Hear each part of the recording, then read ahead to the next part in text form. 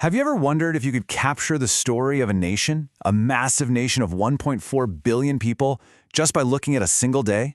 Well, that's exactly what we're going to try to do. We're zeroing in on one 24-hour period, November 18th, 2025, to see what its news, its data, and its stories can tell us about modern India. So, what story does one day tell about a place with over 1.4 billion lives, dreams, and challenges? It seems like an impossible question, but when you start piecing together the headlines, a picture begins to form. A kind of mosaic of incredible ambition, really complex challenges, and a national identity that runs incredibly deep. So let's start with the economic engine. Because on this particular day, we see this story of huge ambition playing out on the world stage. But at the same time, we're seeing some serious headwinds back home. And right alongside that, this amazing surge of ingenuity. Kicking things off on the global stage, all eyes were on the 30th CII Partnership Summit. Now, with a theme like technology, trust, and trade, you know it's a big deal. We're talking over 2,500 delegates from 77 different countries all gathered in one place. This wasn't just another conference. It was India making a very clear statement, basically rolling out the red carpet to showcase itself as a major hub for global investment. Okay, but while all that global ambition was on full display, a really crucial economic number dropped back home. We need to quickly talk about something called the Wholesale Price Index, or WPI. So what is it? Basically, it tracks price changes at the wholesale level, from factories and bulk traders, before anything gets to you, the consumer. Just think of it like an early warning system for the economy. And the number that came out on this day was minus 1.21%. That's a pretty significant drop, and it points to some strong deflationary pressures. So what does that mean? It means at the wholesale level, prices for big things like fuel and food are actually falling. Now that might sound like good news, right? But it can also be a red flag that demand in the economy is getting weaker. So you have this really complicated picture, huge global ambition meeting some tricky economic headwinds at home. But that is not the whole story, not even close. Because behind those big, flashy headline numbers, something really exciting is happening when it comes to homegrown innovation. Just look at this. The scale of this jump is wow. India has absolutely skyrocketed up the Global Innovation Index rankings, going from 81st place all the way up to 38th. I mean, this isn't just a small step up, it's a massive leap that tells you there's a fundamental shift happening in the country's whole innovation ecosystem. And here's the engine driving that jump. India is now the world's sixth largest filer of patents.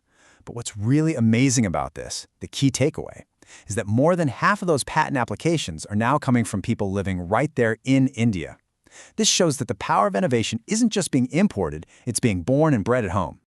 And this incredible surge in local innovation connects perfectly to our next theme, India's global footprint.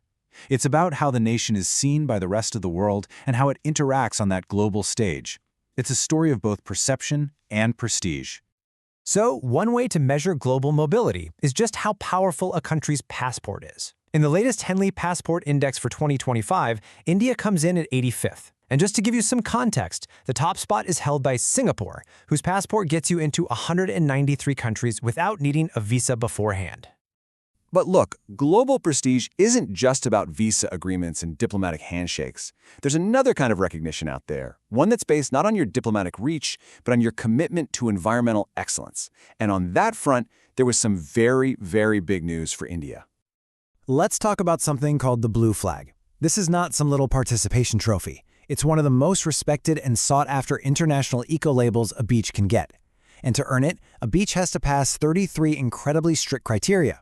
We're talking everything from absolutely pristine water quality to top-notch safety to environmental education programs. It's a huge deal to get one.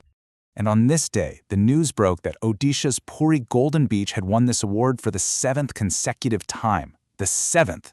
And the state Sunapura Beach also got the Blue Flag label. That is a massive statement about a real national commitment to sustainable tourism and meeting world-class environmental standards. Okay, so from the global stage, let's turn our gaze inward now, to what you might call the nation's heartbeat, its politics, its cultural pride, and a moment to reflect on a truly lasting legacy. The big political headline of the day was the final result from the Bihar Assembly elections, and it was a landslide. The ruling National Democratic Alliance, the NDA, secured a massive majority, winning 202 out of 243 seats.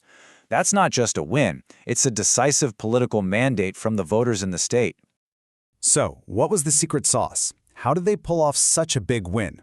Well, Prime Minister Narendra Modi pointed to what he called the MY formula. And this wasn't about old political math. It was a new equation. M for Mahila, which means women, and Y for Yuva, or youth. He credited this strategic focus on women and young people for completely reshaping the state's political map. Now, moving from the heat of modern politics, our snapshot of the day shifts to a moment of deep cultural reverence. The nation was taking a moment to honor a pivotal figure from its past, a leader known respectfully as Dharti Abba, which translates to Father of the Earth. This powerful title belongs to the revered tribal freedom fighter Birsa Munda. Just a few days earlier, on November 15th, India had celebrated Janjatiya Gaurav Divas, or Tribal Pride Day. This year was particularly special, though, because it marked his 150th birth anniversary and was a nationwide celebration of the huge contributions of India's tribal communities. And finally, this day also brought a moment of sadness and reflection. The nation was mourning the passing of a true icon of Indian cinema, Kamini Kaushal, who passed away at the age of 98.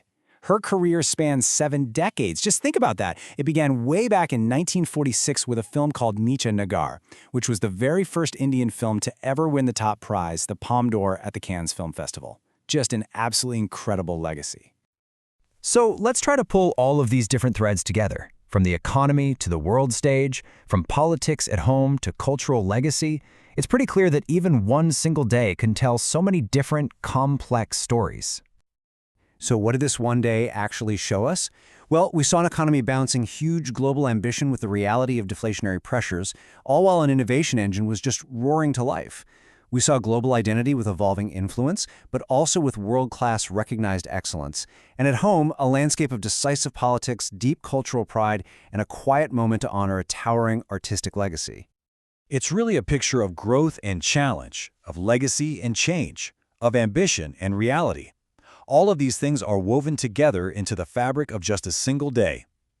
So the question this snapshot really leaves us with is this: what does this complex, dynamic picture of today tell us about India's tomorrow? Thanks for joining us.